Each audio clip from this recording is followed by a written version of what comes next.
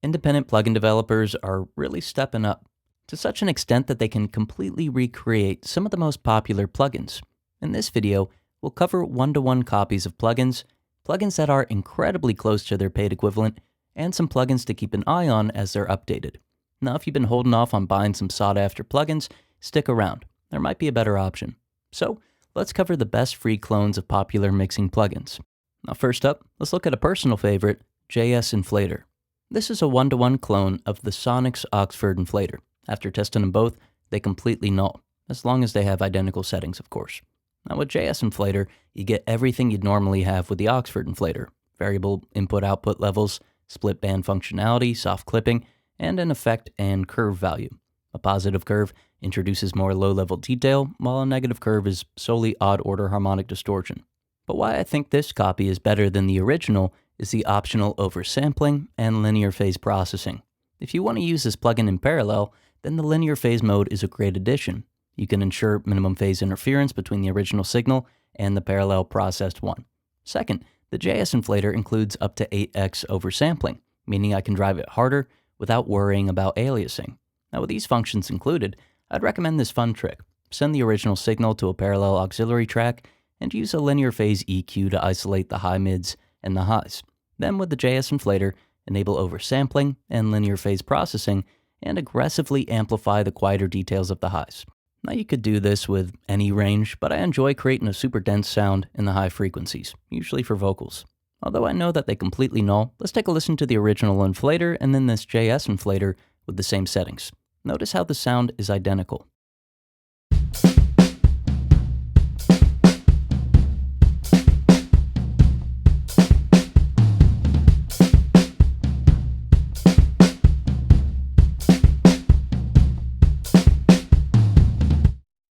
Next up is another one that I use just as much as the original plugin, Magic 7 by Wave Alchemy.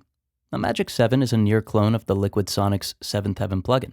Their functions are a little different, with Seventh Heaven having more in the way of additional EQ and some advanced features, but at their core, they're the same. Both plugins utilize impulse responses from the Bricasti M7 hardware unit. Although impulse responses can be done improperly, it's really hard to mess up if you have the right input levels and output levels. With that in mind, Magic 7 sounds just as good as Seventh Heaven, just with slightly fewer add-ons. Now I really like that Magic 7 includes times in the preset's name, giving me a good idea of the sound before I pick anything. Additionally, both the duck and ensemble functions work well. The first is a simplified version of Seventh Heaven's ducking function, which compresses the initial portion of the reverb. The ensemble flex function is unique to Magic 7 and it's a great way to introduce additional modulation to the reflections. Low and Air offers some basic EQ, and Smooth mellows the attack and release of the ducking function. It's simple, it works well, and it retains the original sound of the hardware unit. Let's take a listen to these back-to-back using the same preset, and let me know if you prefer one over the other.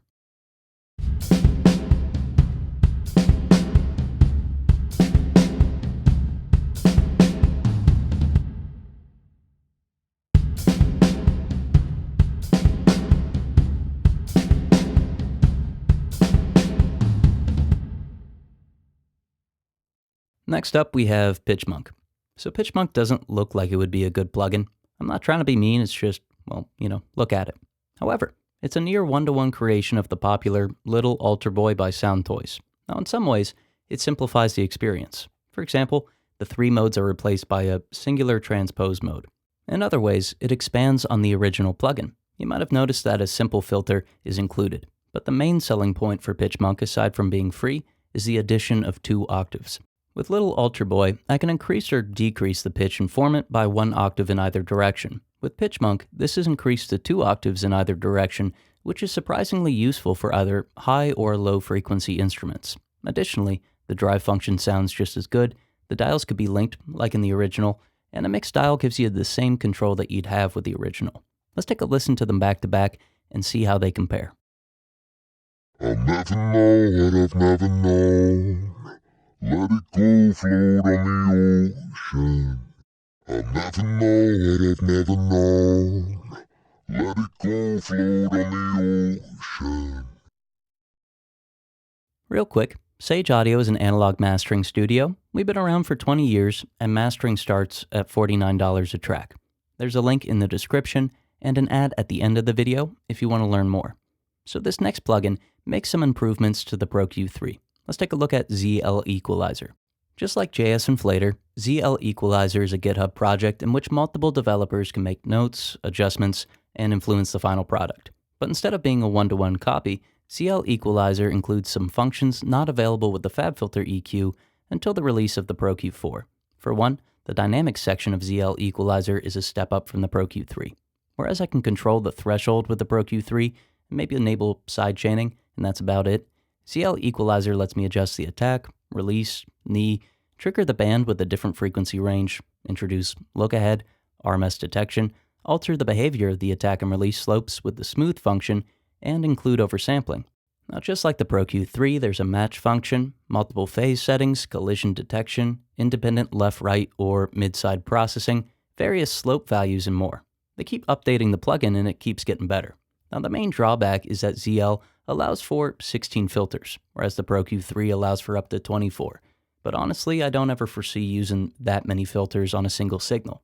So let's take a listen to both plugins introducing a good amount of processing and see if we can discern any noticeable difference.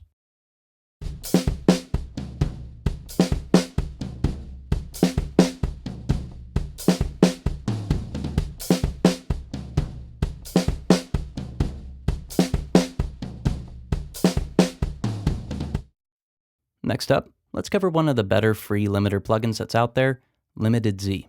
Limited Z does a great job mirroring the functionality and the sound of the Pro L2. The interface could use some updating, but the sound and versatility are what's important. Like the Pro L2, we have multiple modes. Limited Z makes it a point to show how each mode alters the timbre by showing this little graphic above the mode selection. True Peak, or ISP for intersample peaking, is available, which is great if you're concerned about distortion. Auto Gain and Learn offer a great starting point, but it's best to make alterations to your own personal taste. Unfortunately, this plugin doesn't include oversampling, look ahead, and control over the attenuation like the L2. But to its credit, the modes each impart a unique effect on the transients. Now, to my ear, the Pro L2 still sounds a bit better, but let's listen to both attenuating the same source and to the same extent. Let me know which one you prefer.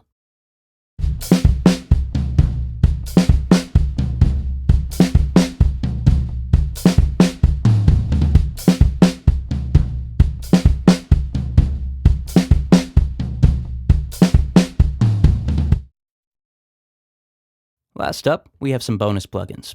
If you don't want to pay the subscription fee or the update fees for Waves audio plugins, which is fair considering they haven't really improved anything in years, Analog Obsession is a great alternative. Now, some of the notable ones include LALA to replace the CLA2A and Fetish to replace the CLA76.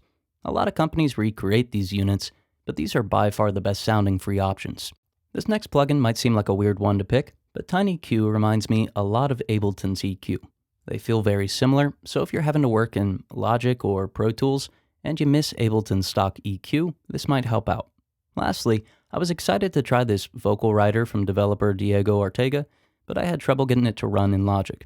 The standalone application is working, but hopefully it's updated soon, since this looks like a great free alternative to Waves vocal writer.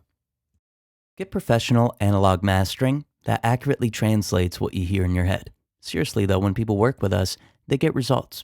That's why major industry professionals like Keith Urban's producer Aaron Schurz works with us, Grammy award-winning AJ Castillo, Billboard #1 charted artist Megan Lindsay, Grammy award-winning artist Tulis, The Voice singer Cody Ballou, Grammy-nominated producer Tyler Kane, Warner Music artist Ricky Young, and the list goes on.